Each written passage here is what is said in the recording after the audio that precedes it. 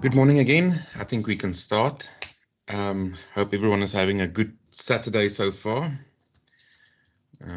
We are lucky to be in class, I suppose. I mean, we could have been dealt the horrible hand of being at sea or on the beach, you know. Instead, we have this wonderful opportunity to be in class. Hope everybody shares that sentiment. Anyway, guys, let's continue. If you can just note, for those that haven't sent their numbers yet, please focus on my cell phone number for the voluntary WhatsApp groups. Please send your module code, your name and surname to that number. I stress the point again, it's a voluntary WhatsApp group. You don't have to be on it, but it is a platform on which we can discuss various issues that you might have. But in saying that, that is not a technical platform. Technical meaning if you have problems with your tutors, with your lecturers, problems connecting via Teams or anything like that, please don't use that platform for that. You can send me a message directly if you can't get hold of any of the UNISA support staff, and I can escalate it to Adele, or I can see if I can help you, but that is not what I am there for. I can't really assist you with all those technical issues. I can only direct you to someone that might be able to assist. So just a note on that. One-on-one consultations. We will be doing questions in this class as time goes on. For now, I want to make sure that you understand the principles in the theory, and not just how can I put it, the theory itself, so that when you get to the exam, that you can recognize the theory and apply it in a practical way, because that's what you'll have to do with this module.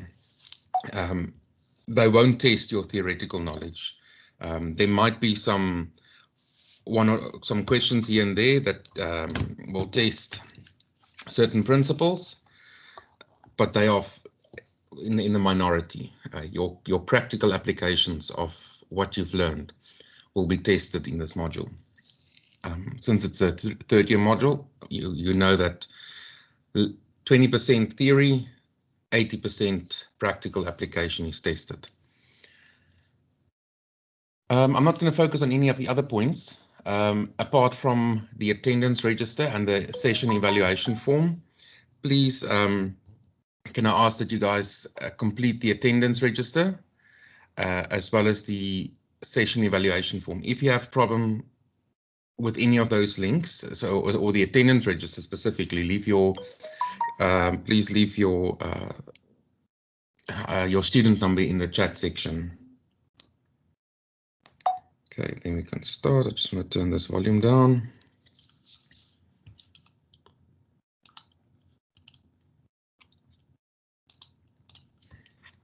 Just give me a moment.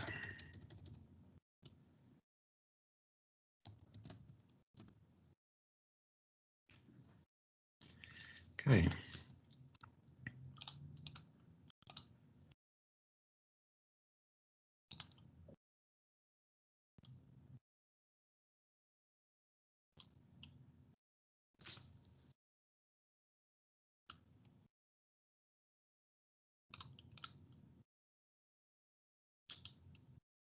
Okay, picking up from where we left off last week, we spoke quite a bit about audit evidence and what it needs to contain as a minimum. So I'm briefly going to go over that again, so that we can just be on the same page again.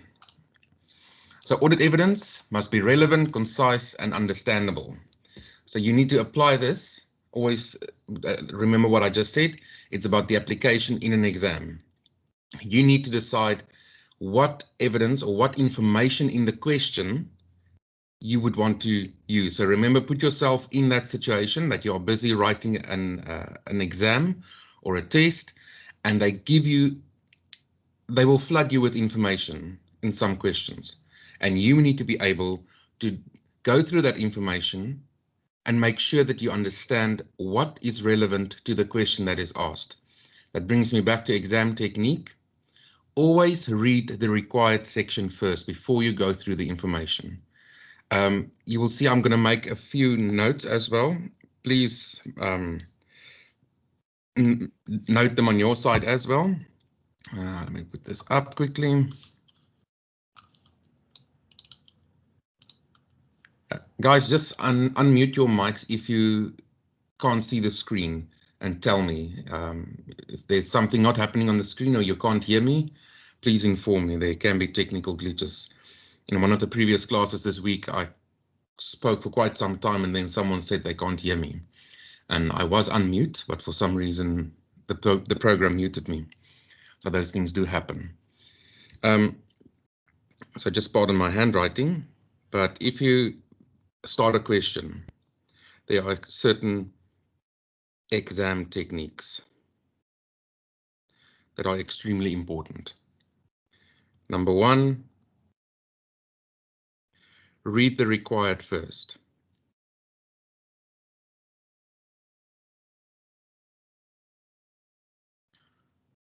Always read the required first. The moment that you do that, you already program your mind so that when you go through all the information, that it will take what you will already focus on what you really need. If you don't do that and you read through all the information first, you've actually only wasted time. Now you go to the required and you read it, and then you have to go read the information again. So save time there, go read the required, and then your mind will automatically be more focused or in tuned to pay attention to things that might be in the information, and they will pop up a bit better. So read the required first. Always pay attention to the time. Make sure that you take note of the time versus marks. The biggest risk in auditing is that you give them too much because you sometimes aren't entirely sure on what it is that they want. So say you're in that situation, you are just going to start writing and you're going to almost rewrite the information. That is a recipe for not sticking to time, and not sticking to time is a recipe for failure. Because the moment you don't stick to your time, you steal basically from the next question. So please pay attention to time versus marks. Thirdly, dates. Please pay attention to dates. Make sure that you answer the relevant stuff for the relevant period. If they ask you a question where dates are applicable, make sure that when you read the information that you don't give information that's only applicable to another reporting period or financial period or whatever the case may be. So for now, please focus on those exam techniques. They will definitely help you, or I hope so. So audit evidence must be relevant, concise, and understandable. And how to obtain audit evidence? We can do inspection, observation, confirmation, recalculation, reperformance, and analytical procedures. What I need you guys to understand here, and also under exam techniques, is always try and use the correct terminology.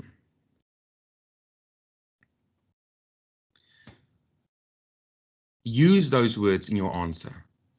Say, if they ask you to list the audit procedures or to describe the audit procedures, use those words: inspect, observe, confirm, recalculate.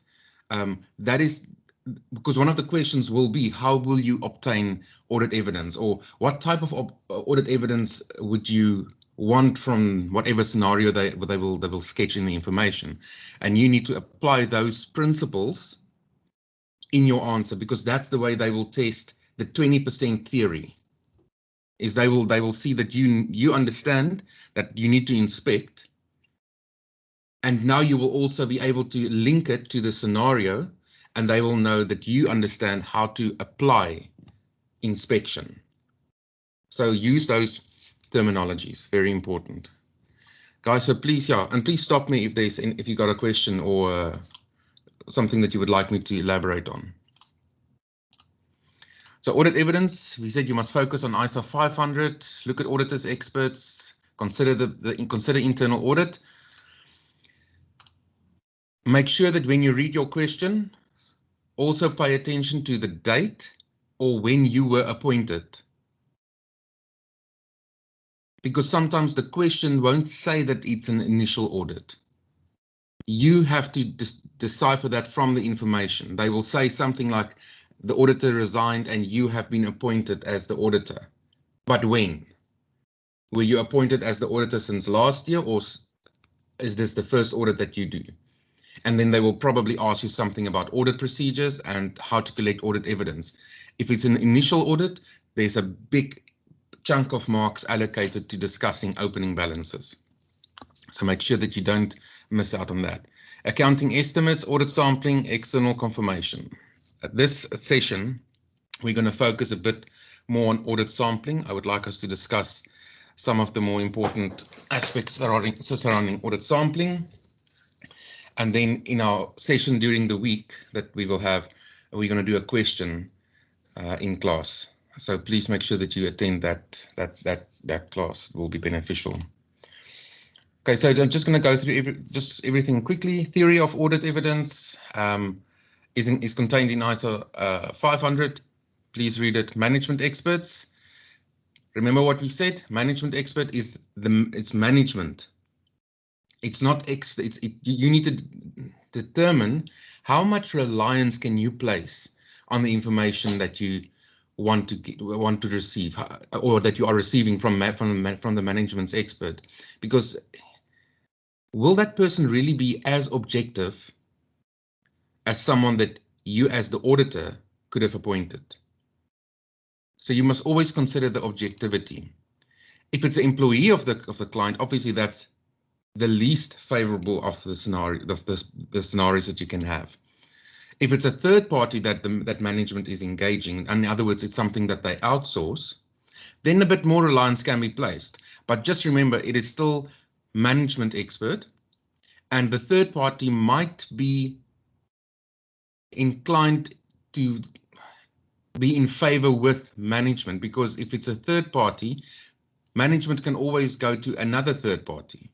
So they might reject the opinion expressed on their behalf. So there's always an objectivity issue if you use management expert. So always consider that. I'm going to go a bit quicker.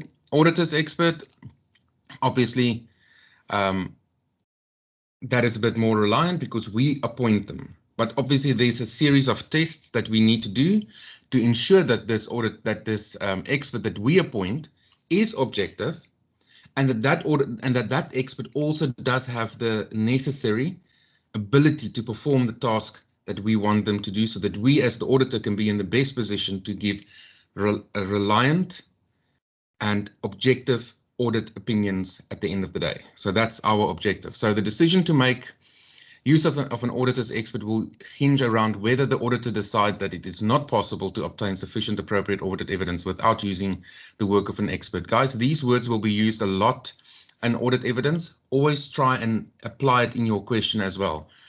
Obtain sufficient appropriate audit evidence. It must be sufficient and appropriate. Okay. Not a management expert, can be internal or external. If we say internal or external, most of the bigger auditing firms have their own tax experts, for instance. So instead of appointing an external company to look at, say, for instance, a complicated consolidation, international consolidation, the tax relating to that client, we can appoint our internal tax experts.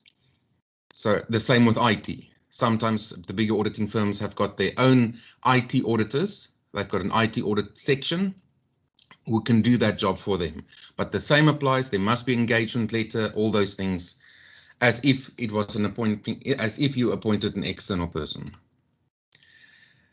Initial audit opening balances, extremely important. Please read ISO 510. We need to, again, sufficient appropriate audit evidence. We need to ensure that opening balances do not contain material misstatements. If the opening balances are not the same as the previous audited financial statements, we need to audit that movement. So we need to determine why the amount moved, because if we are using the previous opening balances as per the closing, which is obviously the closing balances of the previous audit financial period, those figures were audited, so we can rely on it. But if it changed, we need to determine why did it change, and we need to obtain audit evidence to support the movement, because it can move. There can be subsequent events that do necessitate a change in those balances, but we need to understand why and obtain sufficient and appropriate audit evidence to support that movement. Okay, I'm just moving on. Accounting estimates. So let's quickly talk about accounting estimates. We briefly touched on it as we closed off the previous session. So estimates are complicated and highlighted specifically under audit evidence because of its nature. Inventory, for instance, can be recalculated. It can be physically inspected. You can attend stock counts.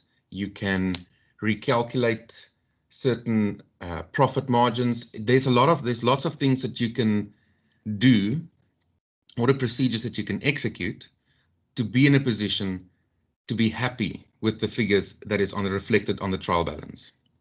But with accounting estimates, it is rather more complicated, because you need to evaluate a lot of things. You need to determine, how does management do it? You have to apply logic, because remember, at the end of the day, we want audit evidence to be objective, not subjective. So we need to apply the way management did it and evaluate whether that was the correct way of doing it. Because if you think about, let's talk about depreciation, for instance. If we apply a certain depreciation method, we would want to see that the depreciation method applied in this specific company matches, and in this specific company and on a specific asset. Does it match similar calculations of similar companies, in other words, companies in the same industry and on the same type of assets? Does it match? And those are the type of things that you would expect to see in your answer. If you look at estimates, what is the basic application within that industry?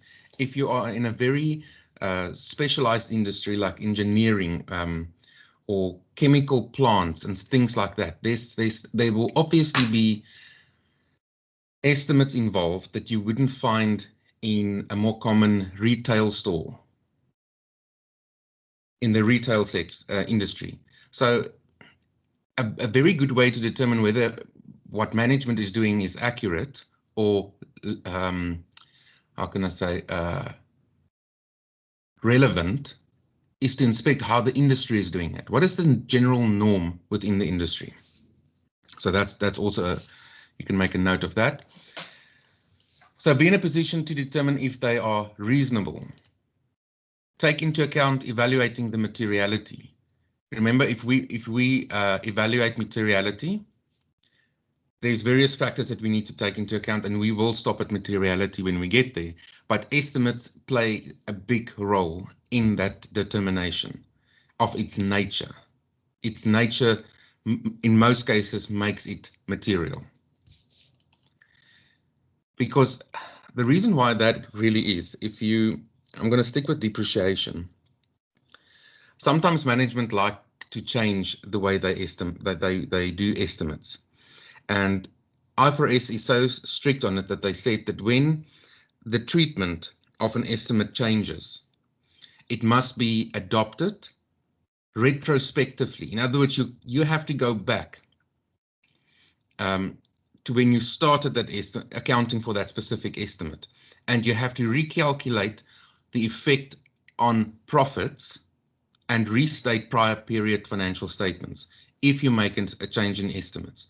And the main thing that you need to consider when you change an estimate, when there's a change in the way an estimate is calculated, is what you need to determine if there was a change in the conditions surrounding that estimate. Did something change in the way that we dealt with that asset, for instance, then that necessitated the change in the depreciation model that we are applying? So what conditions changed that caused management to decide we need to change the way we calculate our estimates? So there's a lot of that. It's material in nature more than quantitative. Quantitative. It's a qualitative factor. So review for biases.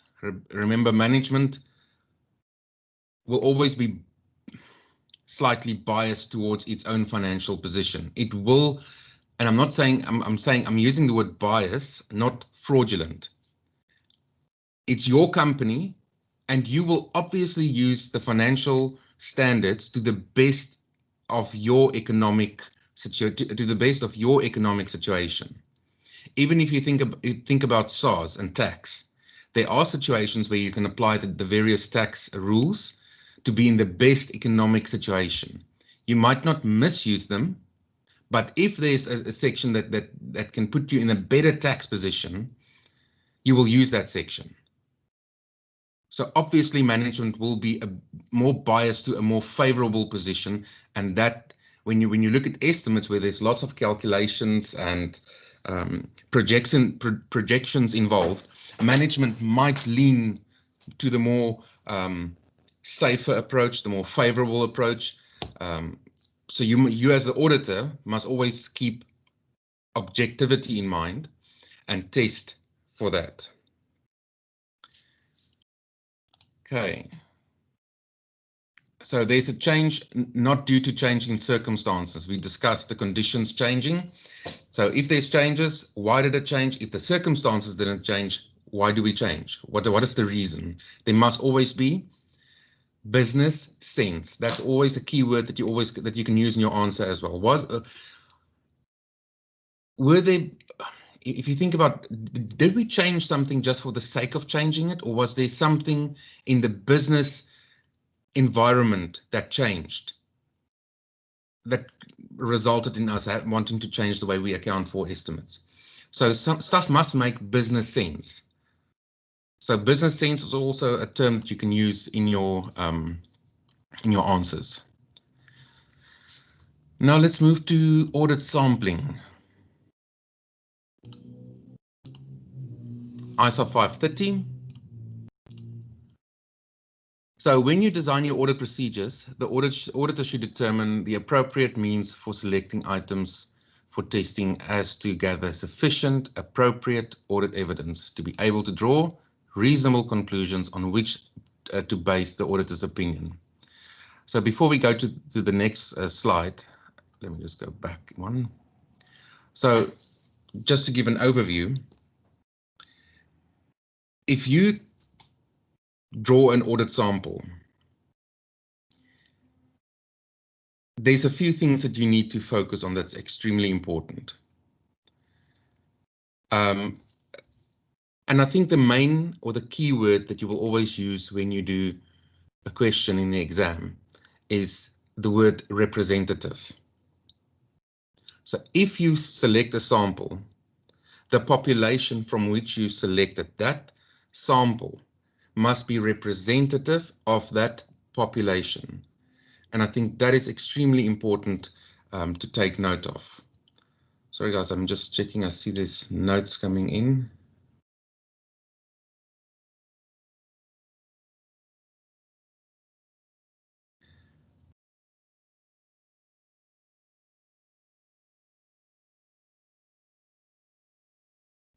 What is the best procedure? Someone asked here, what is the best audit procedure to obtain audit evidence in accounting? Most cases, there's well, the first two that comes to my mind would obviously be recalculation. And yeah, so do the recalculation and then evaluate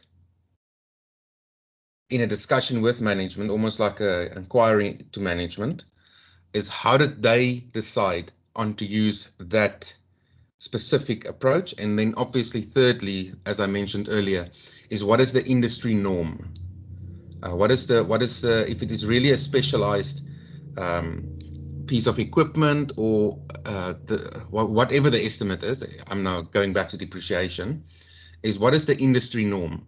Because the moment that we are moving outside the norm, we need to address that, because then that will always be a risky situation. So recalculation, and then evaluating the logic management applied in determining that estimate. And then lastly, always what is the, or not lastly, there can be other procedures as well. And then also what is the industry norm for that specific situation. If I have to think about, let me switch to my note screen. If I think about the provision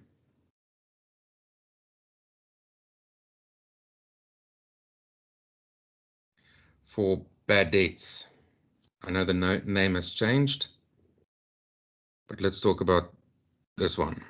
Okay. So obviously the main thing that we will collect is sorry, this thing keeps on jumping, age analysis.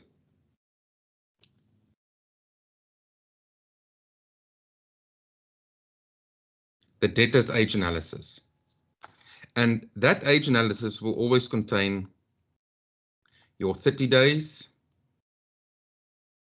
It will contain 60 days. And it will contain 90 days. Okay, and then it will have obviously amounts, which then totals to my accounts receivable.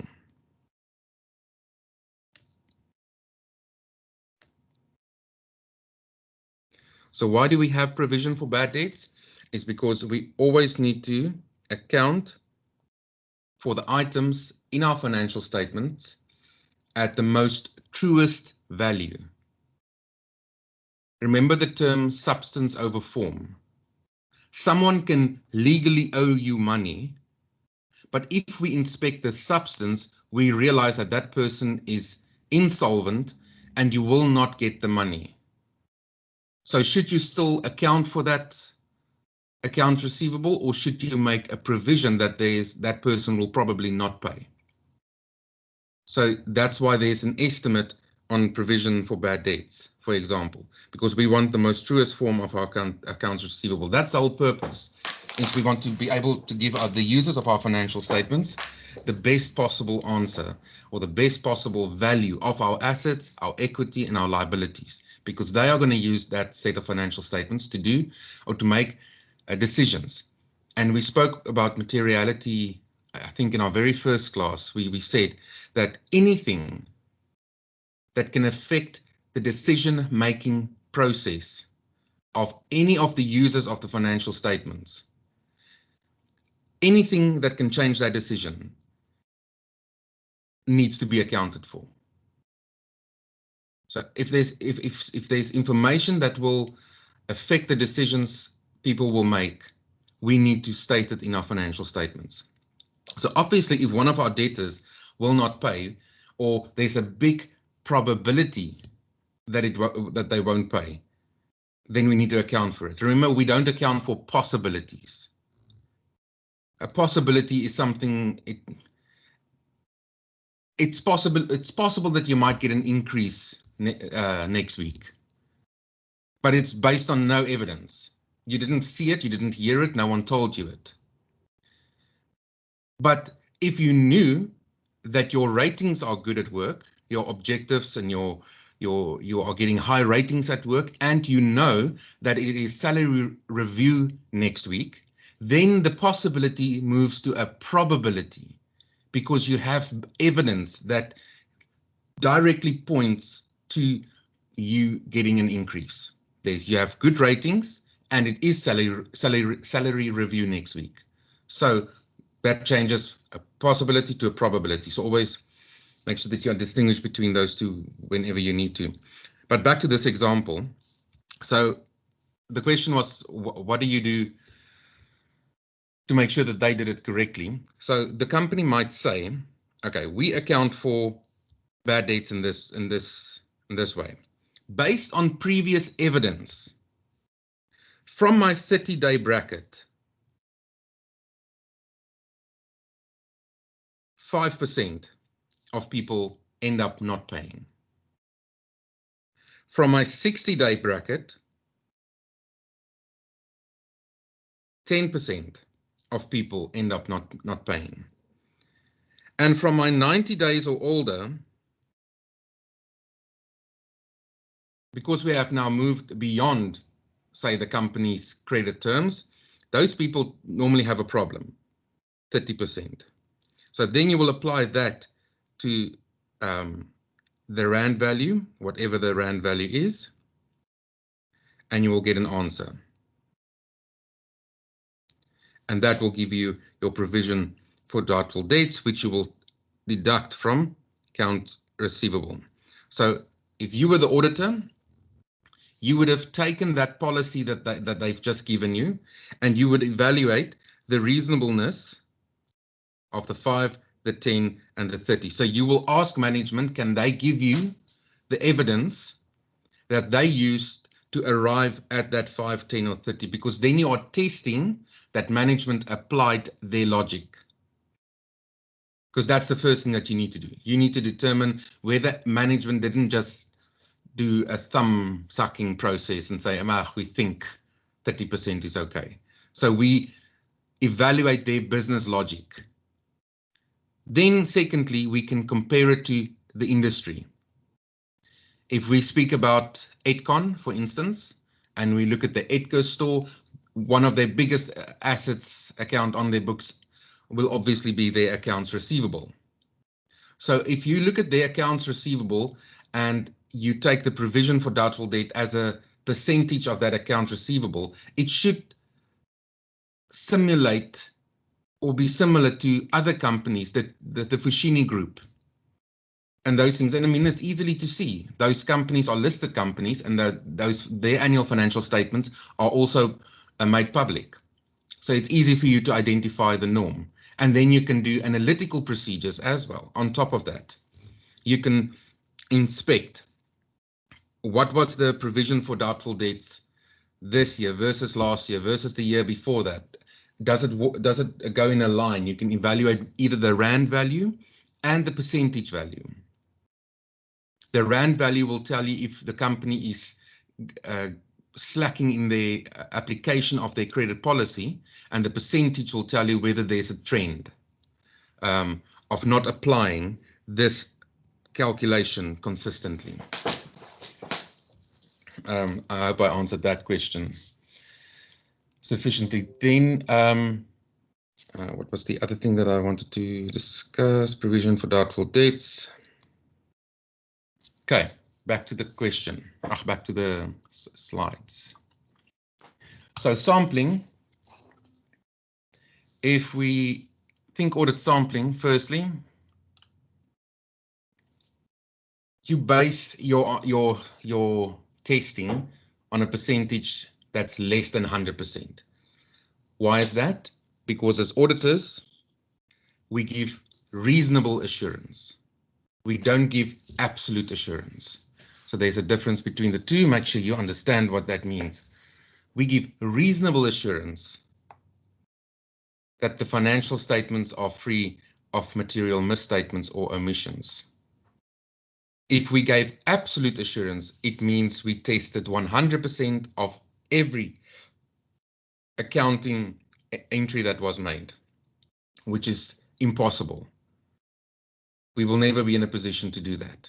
So obviously we need to apply a sample, and that is why there's so much focus placed on the way we apply sampling methodology. you applied on a population that bears audit relevance. You must make sure that the account that you want to test, so say for instance, if we use this example, and you are the guy, the auditor that needs to test account receivable. You can't test all of the debtors. It's impossible. So you need to make sure that when you pull your sample, that it is represented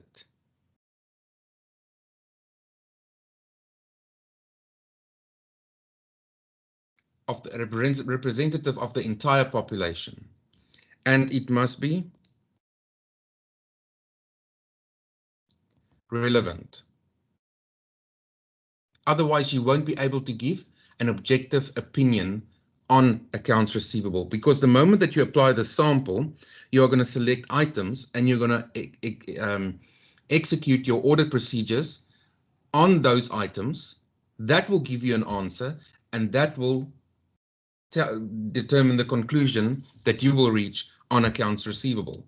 So if you already made a mistake in sampling, it means your testing would actually be ineffective.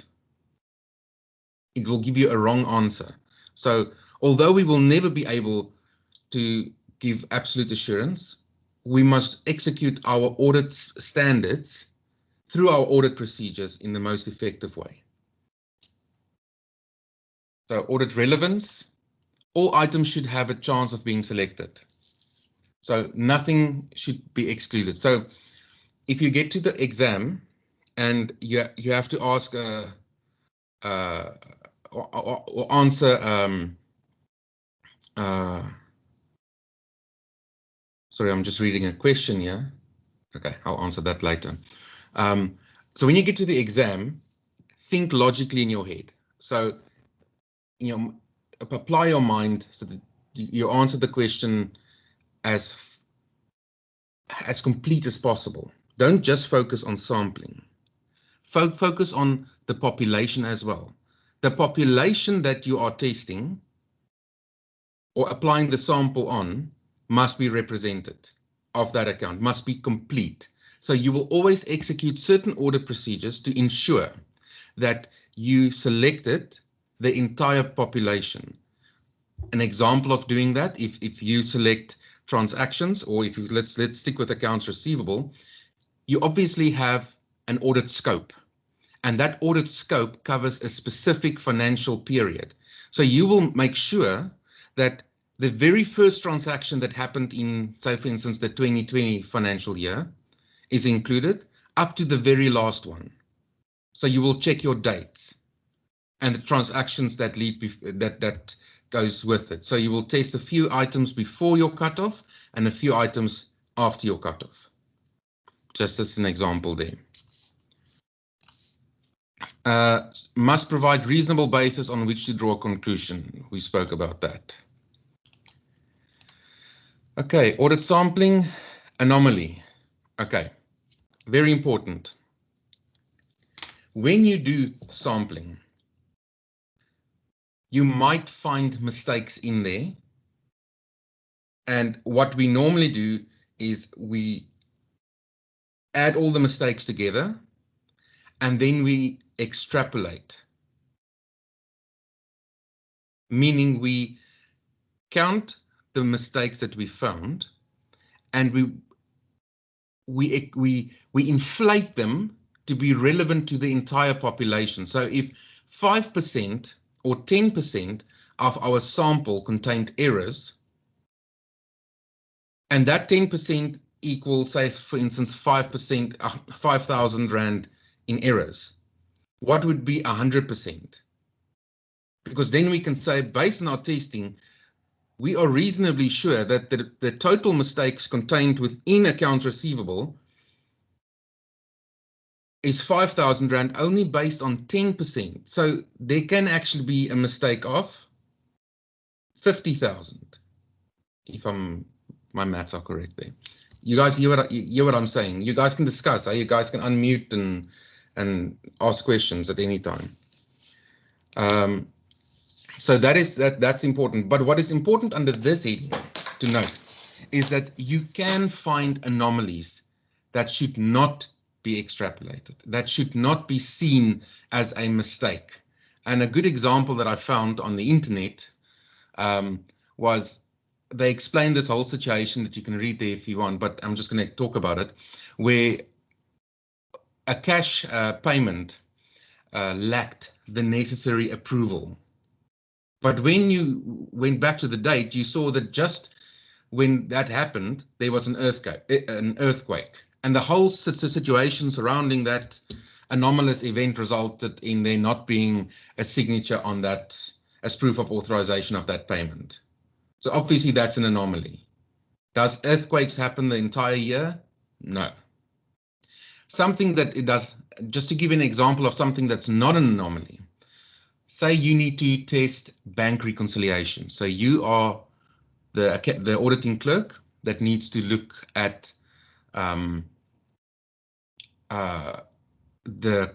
internal control, which is bank reconciliations. So there's a clerk or a bookkeeper that do monthly bank reconciliations. You all are familiar with what that process entails. And the procedure says that it needs to be inspected by a independent third person and then signed off by the financial manager or whatever the case may be. So we familiarize ourselves with the standard operating procedures surrounding bank reconciliations. So in testing that control, we selected a sample of bank reconciliations, and we said for the 12 months, we are just going to select 2. So we select the 2 bank reconciliations, and we note that one of them aren't signed by the independent third person, or it was completed and it was performed and reviewed by the same person. On inquiring to management informs you, let's assume it was a lady that did it. She went on maternity leave, and for one of the months, she couldn't sign. She wasn't there to sign. That is not an anomaly, because there should be a mitigating control in place to cover for when an employee is not there. So just to explain the difference between when something is not an anomaly and when it is an anomaly. So when there's a catastrophic event or whatever the case may be, you need to assess whether it is a mistake that affects the population, what your evaluation of the population is, or doesn't it. So always make sure that you don't, if I can just say it in layman's terms, don't jump to conclusions, but apply, as they would say in auditing, your professional skepticism and your professional judgment. So apply your mind on the situation. Any questions on that one? I see we are nearing the end of the session, so if you guys have got questions, please, you're welcome to ask. If you look at the population, we already elaborated a bit on that. It's the entire set of data from which a sample is selected and about which the auditor wishes to draw a conclusion. For example, all items included in an account balance or a class of transactions are populations. Here's a very important point. And I want to go back to my notes. I'm going to stick with this accounts receivable. So after the provision for bad debts was selected, you decided that in the way that you are going to test accounts receivable is you want to test 30 items. So your company or your auditing firm that you will work for has got a methodology that is based on the ISOs on how many items need to be selected in whatever circumstances. And say, for instance, applying all that, you arrived at 30 items that needs to be tested. So you can apply it on the entire set of the population of, say, I'm sticking on it, so 5,000 is in my mind today, of 5,000 accounts. But that 5,000 accounts is split, obviously, according to the age analysis. Under the 30 days, there are, say, for instance, the majority, there's 4,000.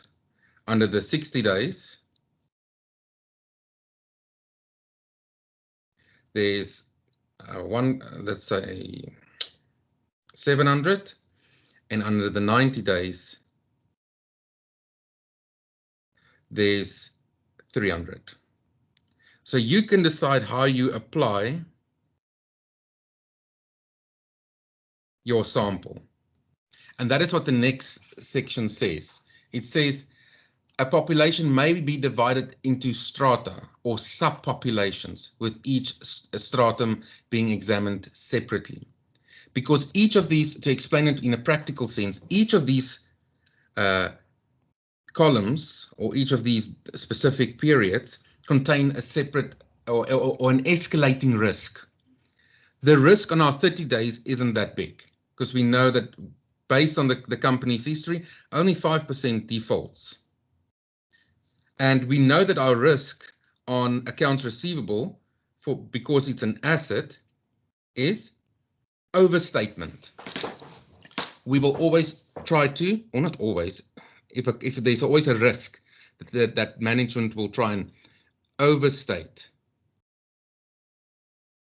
assets, because the bigger your assets, the bigger the chances of you being in a favorable position when it gets to borrowing money from the bank or inviting investors or whatever the case may be. So overstate is the problem. So we are not so scared of the 30 days in that case, because people usually pay if we think about the risk of people not paying. The 700, a bit more, and the 300, definitely a bigger risk. So we will evaluate how do we want to apply the 30 items over these various stratas or subpopulations, as long as we still test or subject the entire 5,000 to testing. Okay.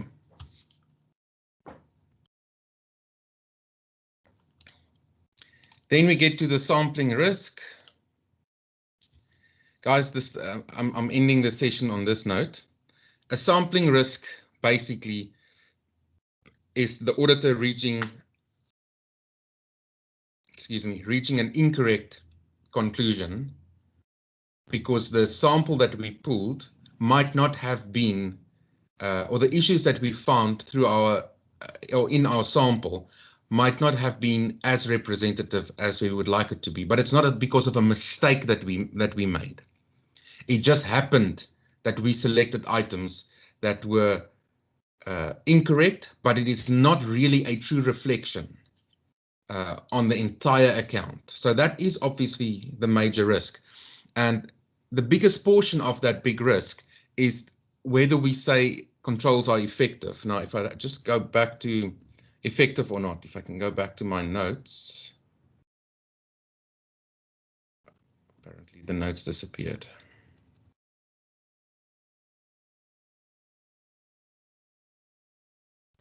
Just give me a moment to go back to the notes.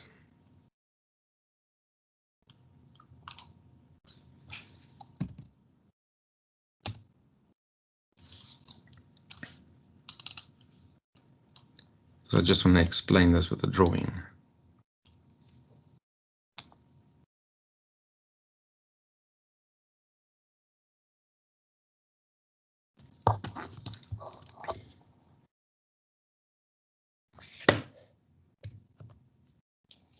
Here we go.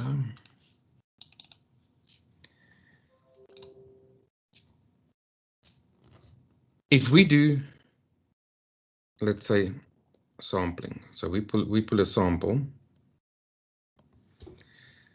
and the sample is to determine the effectiveness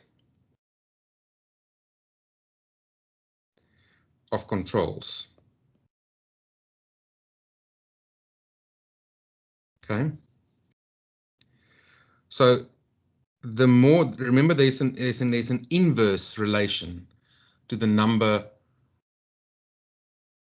of substantive procedure, or the sample that we will apply our substantive procedures on, in how effective the controls are. So the higher or the more effective our internal controls,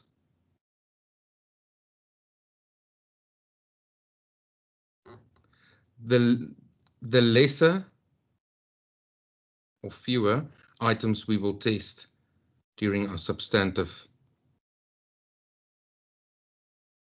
testing, if that makes sense.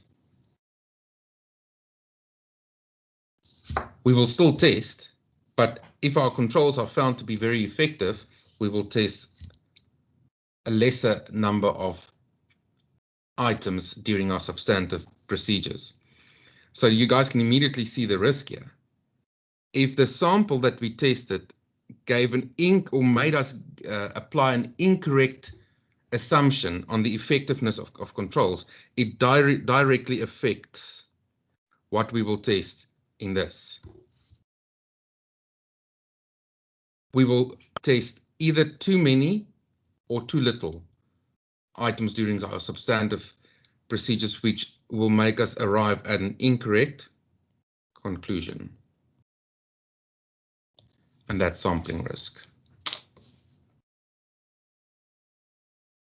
Any questions, guys? That is me for this session. Next week, we will be doing a question on sampling and a general question on audit procedures. It might cover sections that we haven't done yet, but it will be to make sure that you can apply exam techniques. So please make sure that you guys attend that session. Just back to the slides for those of you who joined a bit later. I can just get this up.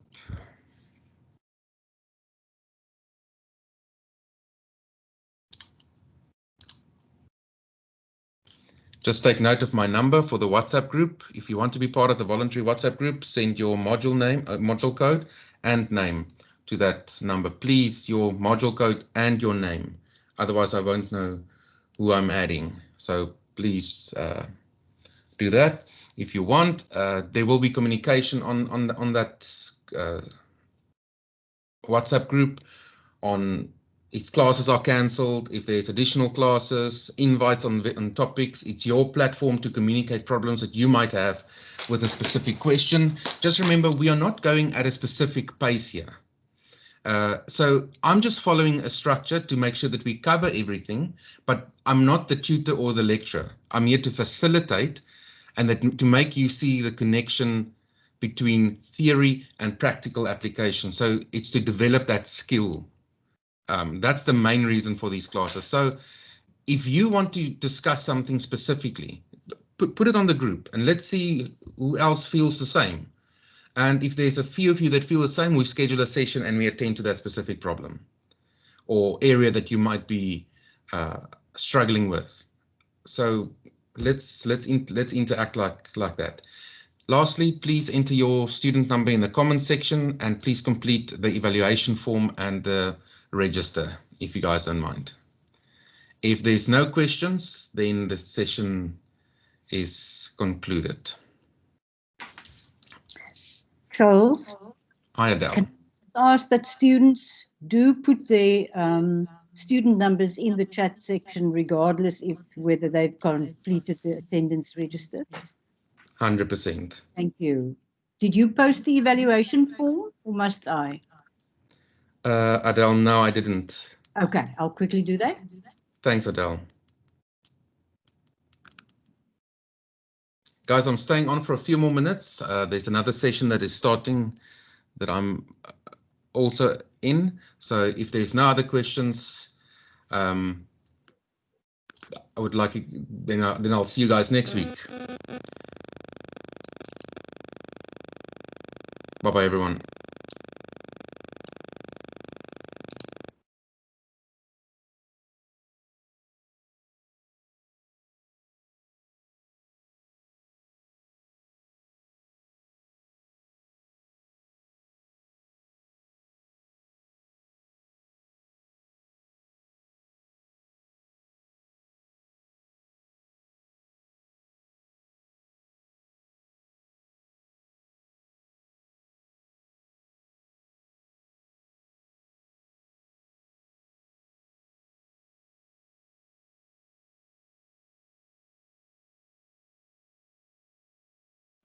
The attendance register and the feedback form is in the same post, okay?